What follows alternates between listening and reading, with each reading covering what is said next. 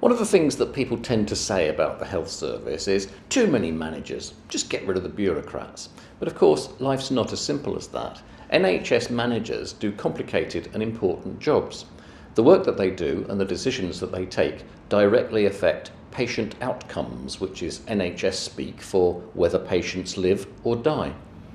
Sharon Charity was until very recently a senior NHS manager, and now she runs her own independent PR consultancy. Tell us what it's like to be an NHS manager. As a manager, you're operating under a constant, very hostile media spotlight. That's the first thing.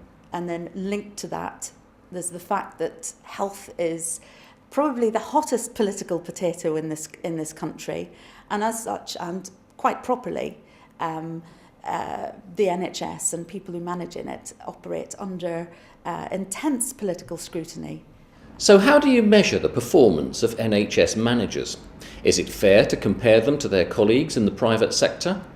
Professor Carol Proper of the Centre for Market and Public Organisation at Bristol University has been trying to find out.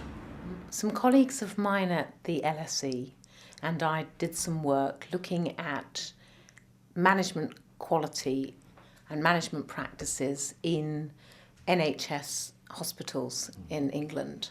What they found was that there was a very wide variation in the performance of hospitals in the NHS. So there are some that appear to have quite modern and good management practices, and some that appear to have rather less good management practices. We also looked at how those management practices compared with the average UK manufacturing firm, and we found, somewhat I suppose to many people's surprise, was that the average UK manufacturing firm appears to have better quality management practices than does the NHS. Now, we don't know why that's so. It may be that it's actually very difficult to manage a large public sector hospital, but nevertheless, that's the facts that were found. We looked at the relationship between management practices and the quality of output in NHS hospitals. We were interested to see whether a tool that was used to measure the quality of management in firms and used internationally could also predict good outcomes in the NHS, in a hospital setting. And what we found was, when we looked at a battery of measures that measure whether a hospital is good or bad, we found that hospitals which had better financial performance, lower waiting times, more satisfied staff, a higher healthcare commission rating, and lower death rates following emergency heart attack patients coming into a hospital, we found that better management was positively associated with more positive quality outcomes. Some of the best leaders and managers I've ever worked with and for are people I've met in the NHS. Very, very many of them have come from clinical backgrounds. They retain their registration as nurses, therapists, doctors, and whatever. And lots of them also provide hands-on care at the same time as sort of being team leaders, supervisors, matrons, and so on. Well, what we did next was we then asked, is competition associated with better management practices? What is it that drives up these management practices?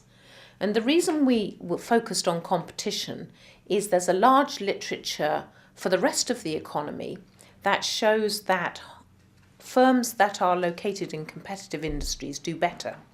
And one of the ways they do better is by having better management.